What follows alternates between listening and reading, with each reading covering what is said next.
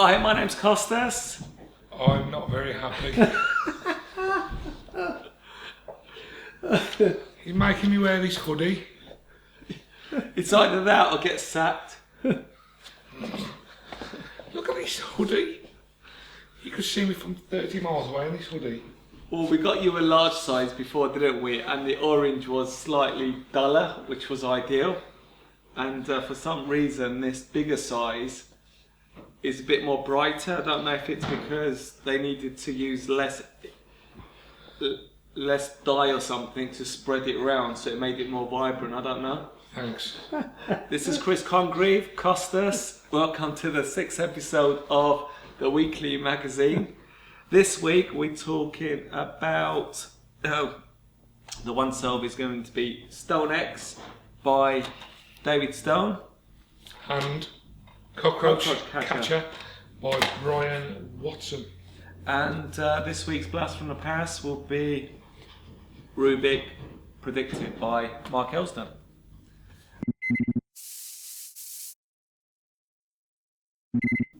StoneX by David Stone.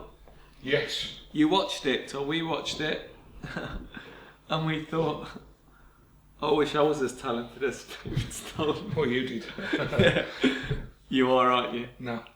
Oh, he's brilliant, isn't he? It is amazing. I've never really seen him perform before. I've seen bits on YouTube and stuff, but I've never watched a whole DVD or It's his whole lecture. Yeah, it's his lecture that he did at FISM in 2012. And also there was a lecture shot in Paris as well. Yeah. So it's 3 hours long. If you've seen him lecture, then you know what to expect, right? There's some crazy stuff, visual magic, loads of jokes and gags. There's some things that he does, I'm wondering who else would get away with it. He pulls a condom out, so that, he borrows a jacket and pulls a condom out of the pocket and stuff. But sealed. And then when he goes into his own pocket later, he's got like a loose one. And if I did that, I'd just get booed off stage. You know what I mean? But he's brilliant.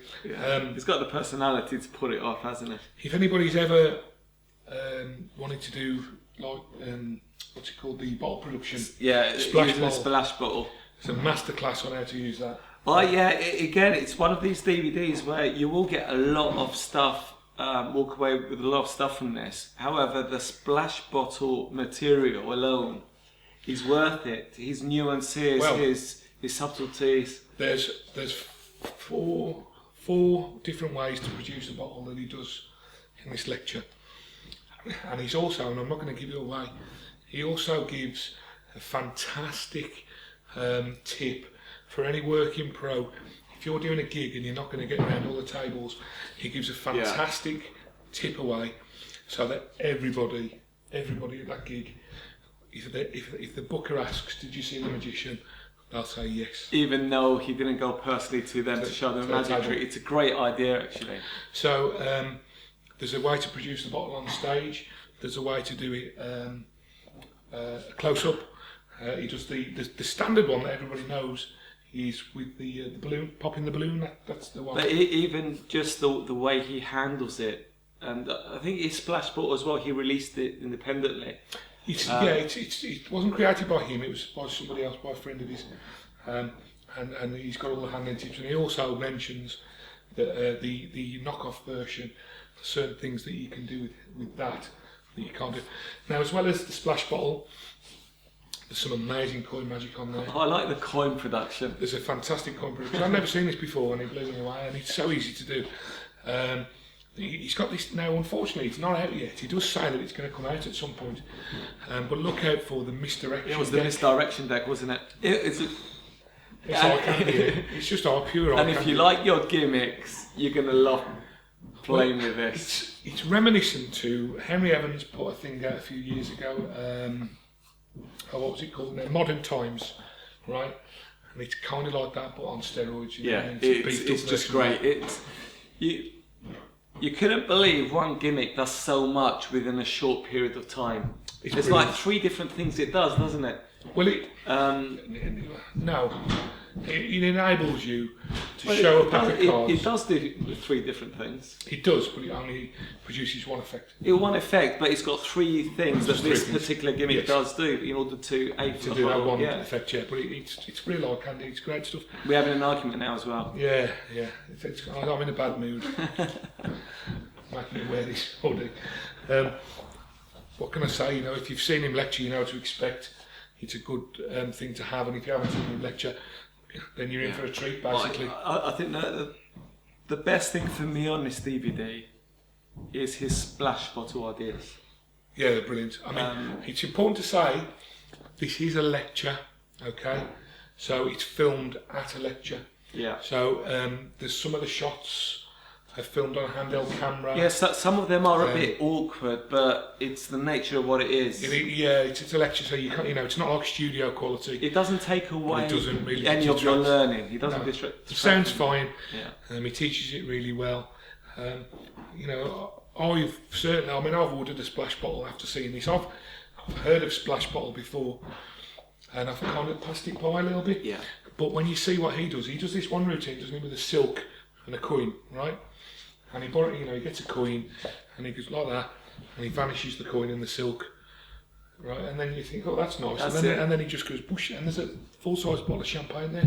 Well, we had to watch it twice because we didn't expect that bottle to be there, because we see the handling. The handling is brilliant. Yeah, you see the vanish of the coin, and so you don't need the silk is there, and there's a bottle underneath it. Well, what's always put me off in the past, he's blowing up and bursting a balloon. Yeah. Although it's visual, it's a consumable that you've got to carry around. You've got dead time while you're blowing a balloon up, and you've got to tie it off. I did prefer the silk than a balloon. There is something that he describes using the balloon, which is a great idea. So, I can't recommend this highly enough. I've never seen him lecture, and I wish I had now. And next time he's coming, definitely going to catch his lecture. So, yeah, fantastic. StoneX. You're going to get a lot out of this. Yeah, you're going to love it. Okay, so next on the once over this week is Cockroach Catcher by Bryan Watson. So, Costas, I need to borrow your hand, please. Fantastic. And you're going on a long journey. Where do you live? Round the corner. Oh, yeah, that's it. So, I don't know if you've seen one of these, right? This is a Cockroach Catcher. Have you seen this before? Cockroach Catcher. What do you do with this? Oh, sorry, it says that on both sides, I should have said. If you just tap like this, you get a cockroach. Yeah, did you see that? If you do this, look, you get 2. And again, it's gone. Okay. Now, you can make him come back. If you just wave over there, he's going to come back. Wave your hand over there for me. So that's the Cockroach Catcher by Bryan Watson. Now that's the kind of reaction you will get. I hope that pulled the hair off your hand. Just grab the box. A few hairs actually. I'm disappointed. Make sure you pick a lady with not hairy hands. I'm very hairy for this. Okay, so Cockroach Catcher by Bryan Watson. Basically, with this you get a beautifully made paddle. They are really well made. And a cockroach.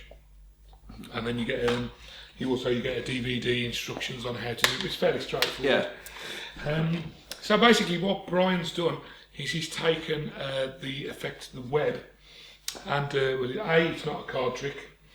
What I found using, I used to use Boris the Spider, the mobile phone version, which I love. You get people throwing the phone. Well, I've had my iPhone go flying. I quickly learned a way around that. But the other thing is, loads of people, more than you realise, are terrified of spiders. I mean, really terrified of spiders. You never get that reaction with a cockroach. You still get the same reaction, like animated response. Right, Jim Pace, when he also released the butterfly, which is the web but with a butterfly, but that didn't really work. However, something similar with a cockroach, I think works better than the spider. I don't know. I think I actually prefer the spider, but like I said, there's too many people who are frightened of spiders. And you don't upset people. Well, that's the reason I like the cockroach, because it's not that as scary, but at the same time, you get the same reaction. You get the same reaction because they don't expect it, and it's a cockroach. Who wants to have a cockroach in their hand? Well, exactly. Plus this. I've been in a room with thousands of cockroaches. It was nasty. Is that what happened to your hair? Yeah. Did they eat it? Not in the UK, mind you, but yeah, they are nasty, especially when you see them fly. Now, people don't know that cockroaches can fly. So, I didn't know that. Yeah, no, they do. They fly. And I don't think it's throughout the whole cycle, particular cycle, they do fly. So anyway, this being on the hand on my hand. Thanks, David Attenborough. So this being on the back of my hand, to me, it's much more scary than a spider. I don't mind spiders, but cockroaches is something. It's like rats. Ugh, stay away. Yeah, true. Stay. Oh, mate. Yeah. So anyway, you haven't. The good thing about this is you're not putting a £500 smartphone in somebody's hand. Yeah. And it's not a card trick. So Bryan's had these made. They've done a really nice job. You know, this is going to last you a lifetime. These, you be able to pick up replacements if they do. You know, that's the only problem with things like this is sooner or later it's going to go flying off, and you're never going to see it again. So you can always get a real cockroach and freeze it. Now the only thing I would say about this is it comes with, you could do, that's a good point actually, and then it comes to life with the warmth of your hand. Actually, that's a double revelation. A live cockroach. That'd be a great trick, shall we try? Yeah, you're just going to get battered, aren't you? Now you get some rubber pads, the sticky foam pads rather with these. I don't like them very much. I've used double stick tape here, but the stuff you want to get really is the Dexter's putty. Yeah. That's just much nicer to use. It lasts much more durable. It lasts for absolutely ages. I had a piece on a spider, and it lasted absolutely young. So if you can pick up some Dexter's putty, that's the best stuff to use. But that's got nothing to do with this. It's a fantastic effect. If you like, if the effect appeals to you, the props are really well made. So I would say, yeah, it's definitely a winner. Well done, Bryan. It's a nice effect to play around with.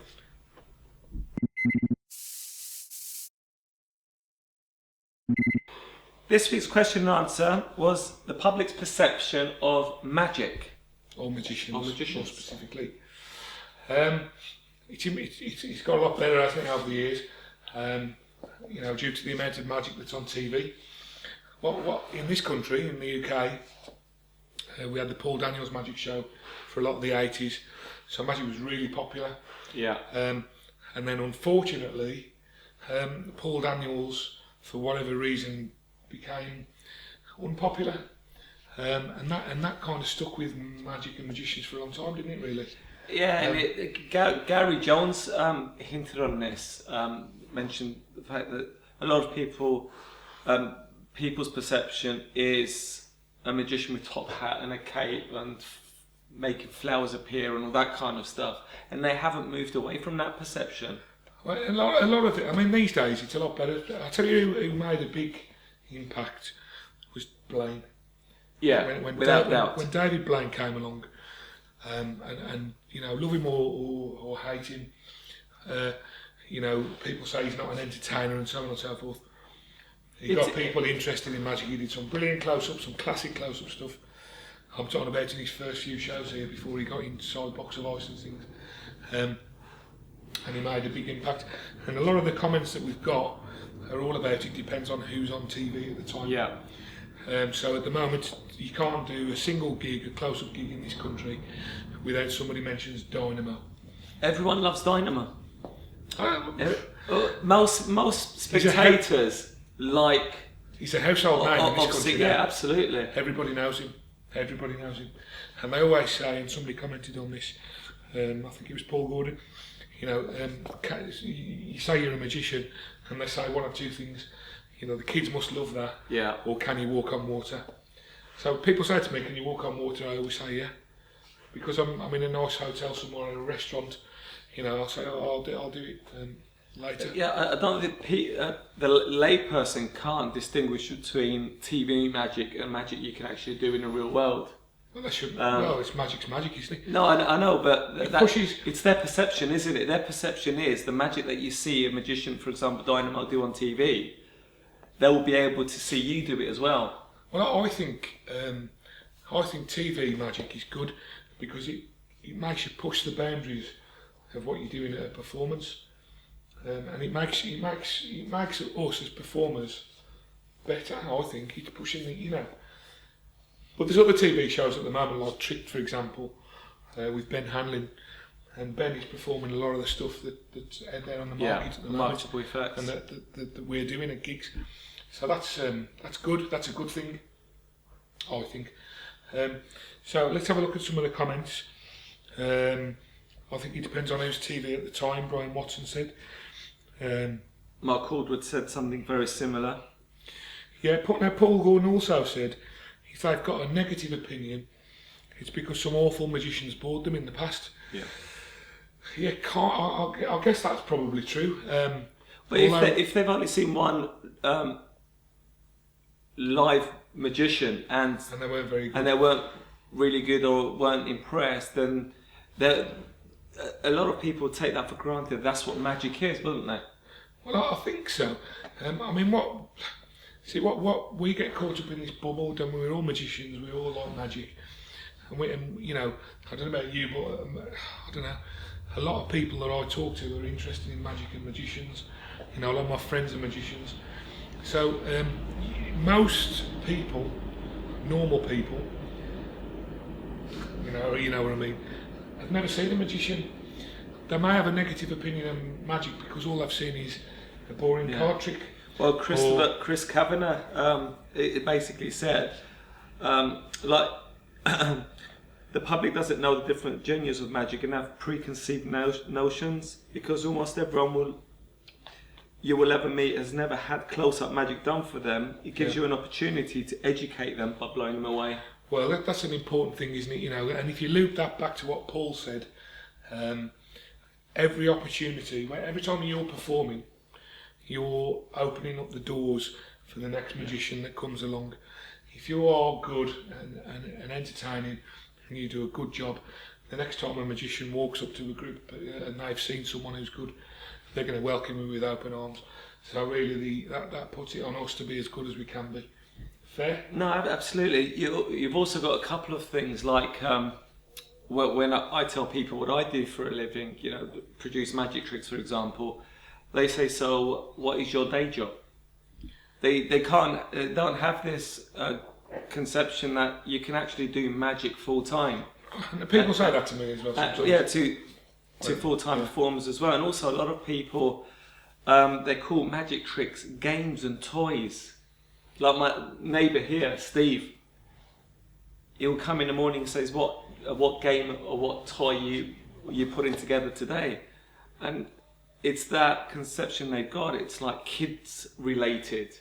A lot of people still got that mentality that actually we don't just do kids magic. That works in our favour, because then when you do something that's really impressive, you're going to blow them away. Absolutely. If they've got a low expectation in the first place, what it can do, unfortunately, is build barriers, and you've got to break down those barriers. I often, going back to what we were talking about previous weeks, is openers. Now, I don't open with a magic trick, I open with a few jokes. Okay? And the first thing is you make someone laugh. They're a lot more open and they're a lot more approachable and stuff. So if they've got a low expectation of what a magician is, I mean, somebody you hear it all the time. I don't usually like magicians, but you were great. They've never seen a magician. They've just got low expectations. No, absolutely, and it's what Christopher Kavanagh said, is that it's our job to educate them. Yeah. If they don't realise that this is what we can do full time, then it's our job to actually educate them that this is what we do full time. It's our full time business. It's not hard, is it? All you got to do is having a conversation with the person you're performing to. Well, that's right. If you do invisible deck, sponge balls, harmony deck, for example, right, ring flight. That's going to blow people away. So brilliant responses this week, guys. Thank you very much indeed. And the next question we'll be posting on YouTube and on social media. Okay, so look out for that. Excellent.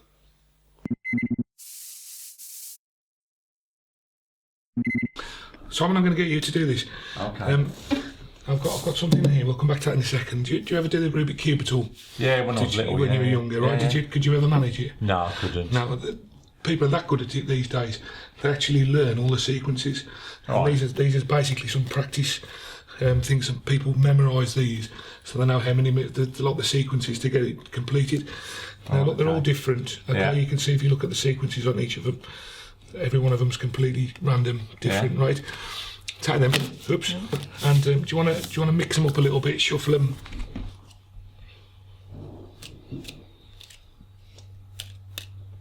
Okay, pop them down there. Right, fantastic. Are you happy there? Yeah, That no, was completely yeah, random, yeah. right? So if you turn that, turn the card over that you That sort of top one, shuffled to, yeah. Okay, brilliant. Now that was totally random, right? Yeah. And they were all different. Yeah. Okay, so there's a photograph in here, Right. and I had no control over this at all. Oh wow! How did you? Oh dear. Amazing. That's really good. Mark Elsdon's Rubik Predicted. I'd forgotten how good this is, actually. I used to do this at gigs, and for whatever reason it sort of slipped out of my repertoire, and performing it again for the show reminded me of how good it is. Whenever you showed it to a next door neighbour, Steve, yeah. and this is the first time he actually got animated with a trick. Oh yeah, he was like blown away. Yeah, wasn't he? he's not enthusiastic. He's not an enthusiastic spectator, but when you showed him Rubik Predicted, I think it's the hook of the Rubik Cube, isn't Yeah. it? You know, and because he's done the Rubik Cube, he's aware of how many possibilities there I are. don't think there's anyone out there that is not familiar with a Rubik Cube. No. If they had one or haven't, they would have. They would know what one is. And they're making a bit of a comeback lately as well. I know they're advertising on the TV again. So what you get with this is you get the cards that have been sort of specially printed and laminated. So these are going to last a long time, right? These are really nicely made. Really well produced cards. And also you get I don't think it was clear on the performance, but this is actually a photograph of a Rubik Cube. Okay, and that's it. So there's one photograph. So basically, you know, this. You haven't got like to carry 10 envelopes around with you. And also, it's very easy to do, and you can't really get it wrong, can you? No, it's a real fooler. Easy to do, takes up not very much room in your pocket. So, I recommend it. I was actually quite surprised with the reaction we got from Steve next door. Yeah. It's something because you are. It's that hook, the hook of a Rubik's so. Cube. People can associate with it. And because it's not a Rubik's Cube and it's on playing cards and everything, there is some interest there. And the fact that you show all random combinations and they choose a card and it's the photograph, it is great It is. So it's well worth checking out. That's this week's Blast from the Past. It's Rubik Predicted.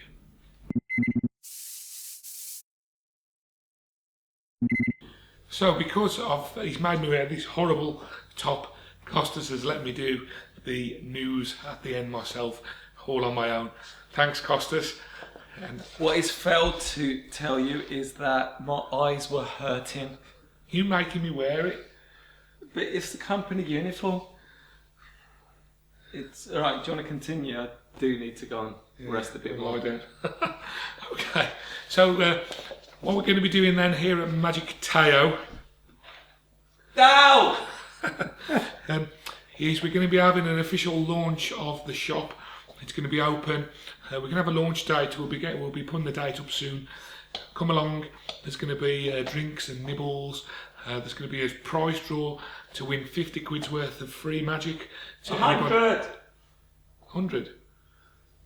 £150 worth of free magic. 100 quid's worth of magic. And drinks, nibbles and all that. So watch out for that. And also, we're going to be getting some guest presenters on the show who are also going to be doing lectures here at Magic Teo. Ow! So watch out for that as well. We're going to be getting some good lecturers in who are going to co-present the show. Drinks as well. Pardon? Drinks. Yeah. And they'll be going out for drinks, apparently. Okay, so that's it from us this week. Thank you very much. Have a great week.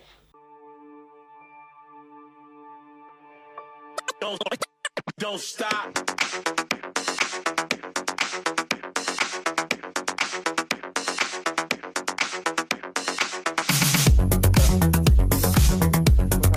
Look,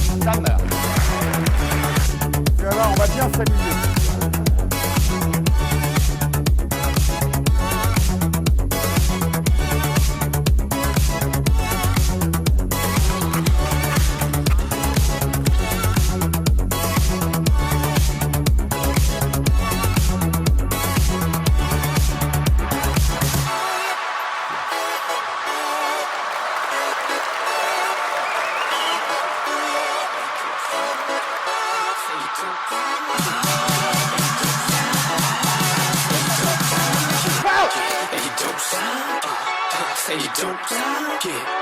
And you don't stop. Say you don't stop. And you don't stop. Say you don't stop. And you don't stop. Say you don't stop.